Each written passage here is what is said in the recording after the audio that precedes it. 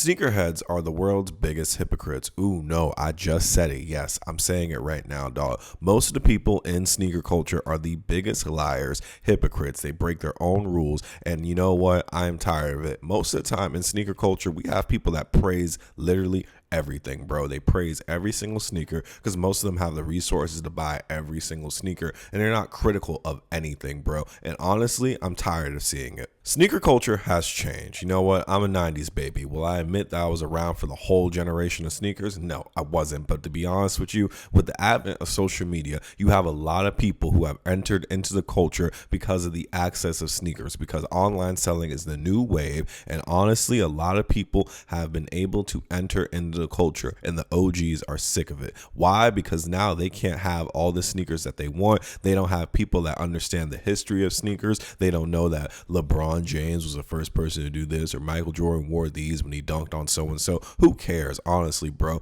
Nowadays, what it means to be a sneakerhead has completely changed, and the OGs and some of you guys are pretentious and they're gatekeeping the culture. Yes, you are creating an artificial rule set that stops people from just enjoying. That's all these things are at the end of the day. I don't care how much you pay for them. I don't care who made them. They are man-made objects, okay? There are people all over the internet who have collections that amass up to tens of thousands of dollars. There are people who have $100,000 sneaker collections. Why? Because their identity is tied into sneakers. Without sneakers, they have no personality. And you know what? They're tired of people who can come in, get sneakers for cheap, or buy Panda Dunks or so-and-so sneaker and claim they're a sneakerhead. It's like they're taking away from their individual personality, which really doesn't exist anyway because they're shoes. They're made for fashion purposes. But for some people, the idea of collecting them all screams so deeply in their heart. You didn't have so many rules on what it meant to be a sneakerhead 10, 15 years ago. People would just go into the store, buy a sneaker, wear a sneaker,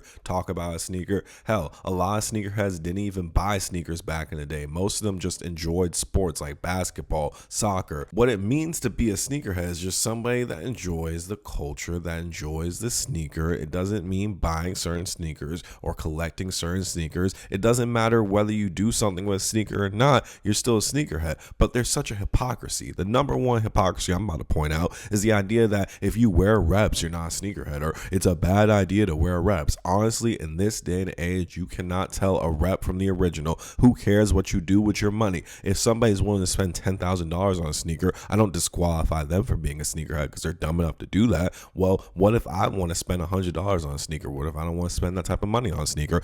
Or what if I don't want to buy the sneaker at all? I just want to save my money. It doesn't matter what you do with your sneakers. There's so many people who clown people who wear reps like they're terrible people. When I go out and I see somebody wearing like Travis Scott Jordan 1 mochas on their feet, bro, I don't look at them and go, are they real or fake? I'm looking at how you wore it in the outfit. And you know what? A lot of you sneakerheads with these quote unquote real sneakers be wearing fake chains. Yeah, bro. You go on Amazon and buy the cheapest gold chain you can find, but you're rocking real sneakers. Like, what type of sense does it make, bro? We don't clown people who wear gold plated jewelry like that because everybody has to start somewhere, bro. You used to have that silver chain you got from Family Dollar and you rocked that thing around your neck during high school because it made you feel like the man. Back then, it wasn't about how much something cost. It was about how well something integrated into your outfit, and that seems to have escaped in sneakers. We always tout wear what you want until somebody puts on a fake sneaker. Let's be real. Right now, answer the question. How does somebody wearing reps affect you? Unless they're selling the rep, please tell me, how does that affect your livelihood?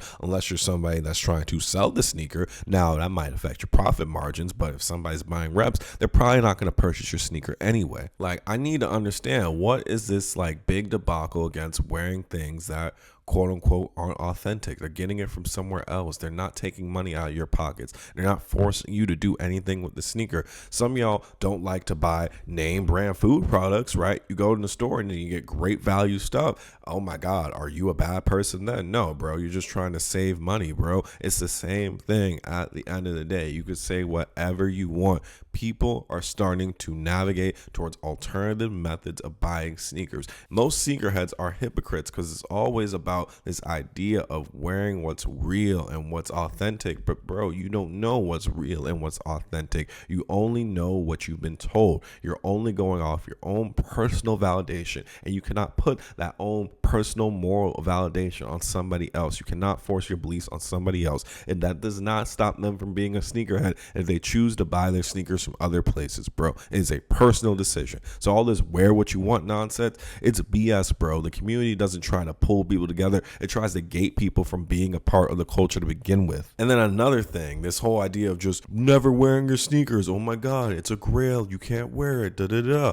Okay, great. So you spend $20,000 on a sneaker, or you have a sneaker that's worth so much money in your collection, but you bash people who decide to go out and wear the sneaker or get reps of the sneaker. Okay, and like if somebody has a Lamborghini, you expect them not to drive the Lamborghini because what? Don't you purchase a car to drive it? Don't you buy sneakers to wear them? What is up with this culture where we just collect things to let them sit on the shelves, collect dust, and do whatever? It's like, oh my God, I can make a cool social media video with a shoe in the background, but I never do anything else with it. And then I get mad at people who actually want to wear the sneaker. Like, most expensive sneakers are not expensive because of their fashion versatility. They're only expensive because one person said they were worth a lot of money, and then someone else bought into the idea, which is the problem with resale culture to begin with. Many people claim that resale culture is the problem with sneakers, and I do get that. Yes, reselling has affected the culture of sneakers, but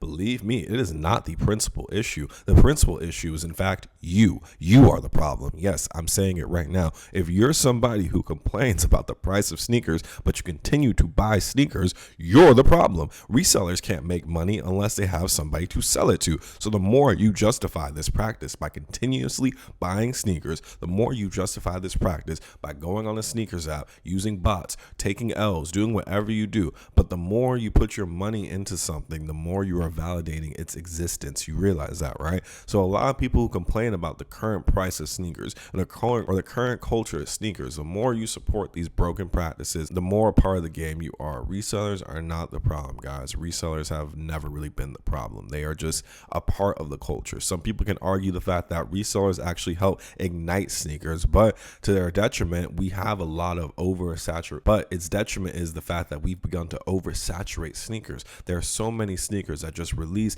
simply because they are guaranteed to sell out. Jordan 4s, Panda Dunks, Airforces. Nike has pumped these sneakers out over and over and over again because they're an easy flip. They're an easy way for a lot of people to make a quick $100-$150. But no, resellers aren't the real problem. It's you. We're hypocrites, guys. We don't follow these artificial rule sets that we create. We don't abide by them at all, guys. Not one bit, not one lick. There's no rule set on how to be a sneakerhead. The only thing that you have to do is enjoy sneakers, but it seems like that's been taken out of the equation because nowadays it's become a purity contest. Who's the most holy and noble amongst the group? That's the person who's really a sneakerhead. No, it's never been about that, bro. Enjoy your sneakers, wear your sneakers, do what you want. Don't let these hypocrites keep telling you how to live your life and do you, bro. If you want to go out there and rock Skechers, bro, because it's wear what you want, right? I thought so. Yeah, no, dog. We're not wearing what we want. We're wearing what we're told to wear. We're wearing what we feel like makes us fit in. We're spending our money on things that bring us instant gratification and instant validation.